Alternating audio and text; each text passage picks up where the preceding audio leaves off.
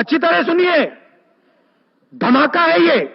संजय जी, क्या उस फिल्म पर मतलब झूठा बोलना उसे जरूरी था? मौजूदा सरकार और बीजेपी के प्रचार तंत्र की क्या उस पर टिप्पणी बिना उस फिल्म पर टिप्पणी किए नहीं की जा सकती थी? क्या आप प्रचार क्यों कर रहे हैं? मतलब झूठा हिस्सा क्या है सर उस फिल्म में? रुक, तेरे को बताते थे। अब धैर्य से मेरी एक एक बात का फिर से वो जवाब दे। मैं फिर से वही जवाब मांग रहा हूं। 1990 में जब कश्मीरी पंडित पीट पीट के मार मार के भगाए जा रहे थे, आप केंद्र की सत्ता में भागीदार क्यों बने हुए थे? आप उसके गुनाहगार हैं कि नहीं, हां या ना? 1993 से 98 तक 5 साल आपकी सरकार दिल्ली में रही, आपने कश्मीरी पंडित टीचर्स को रेगुलराइज क्यों नहीं किया? उसके गुनाहगार आप हैं या नहीं, हां या ना? ये ऐसे हवा में बात करने से काम नहीं चलेगा। ये कागज बोलते हैं अंजना जी, ऐसे हो गया, एलजी पे तो आरोप लगाते रहते हैं और फलाना ढिमका, ऐसे बात करने से काम नहीं चलेगा। ये कागज दिखाइए, और असुविधा हो रही हो तो कल शाम को 6 बजे मुझे भी अपने स्टूडियो में बुलाइए, मैं भी स्टूडियो में आऊं, और संबित पात्रा जी को भी लेके आइए। देश के सामने झूठ का व्यापार अब नहीं चलेगा। आम आदमी पार्टी है ये, आपका एलजी लिख रहा है। एलजी साहब ने क्या लिखा है मैं फिर से पढ़ के सुना दे रहा हूं। आप तो अंग्रेजी मुझसे ज्यादा अच्छी समझते हैं, फिर से दोहरा दे रहा हूं। एलजी साहब ने लिखा है, the matter was also discussed with officers concerned in the MHA, Government of India, who deal with the relief and rehabilitation issues of Jammu and Kashmir migrants. It was informed that there is no special dispensation for regularization of Kashmiri migrant teachers.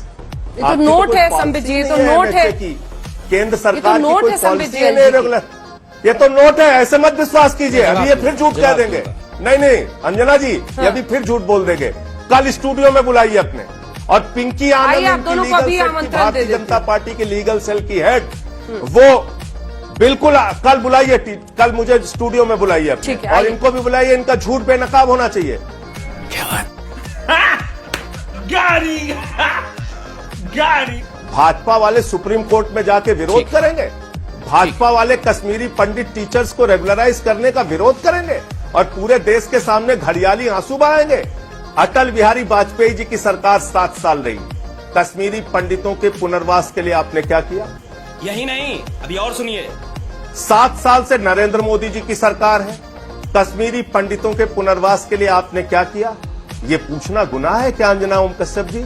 मैंने खुद parliament के अंदर कहा, 5-5 करोड़ रुपए की सांसद निधि साल भर की उठाकर कश्मीरी पंडितों के पुनर्वास के लिए दो। सारे भाजपाई भाग गए उस दिन से। मेरी एक बात का जवाब नहीं दे रहे हैं। आज भी मैंने बजट पे कहा है, फाइनेंशियल बिल पे कहा है कि 20,000 करोड़ रुपए का पैकेज कश्मीरी पंडितों के पुनर्वास के लिए। देखिए, जब आप सत्ता में हैं तो सिर्फ रोने धोने से काम नहीं चलता। जब आप सत्ता में हैं तो आपको काम करके दिखाना होता है। इस सज्जन को क्या तकलीफ है भाई? आज की तारीख में आप सत्ता में हैं, फिल्म देखकर रोना आता है, मुझे भी कई बार रोना आता है, अच्छी बात है। एक इमोशनल इंसान को रोना आएगा, रोना भी चाहिए। आप कह रहे हैं पूरे हिंदुस्तान को ये फिल्म देखनी चाहिए, तो अरविंद केजरीवाल ने कौन सा गलत सुझाव दे दिया? अरविंद केजरीवाल ये कह रहे हैं भाई विवेक अग्निहोत्री 250 करोड़ रुपए कमा चुका है, अब पूरे देश को फ्री में दिखा दो, यूट्यूब पे भी डाल दो, दूरदर्शन पे भी डाल दो। खत्म, bye bye, tata, good bye, गया।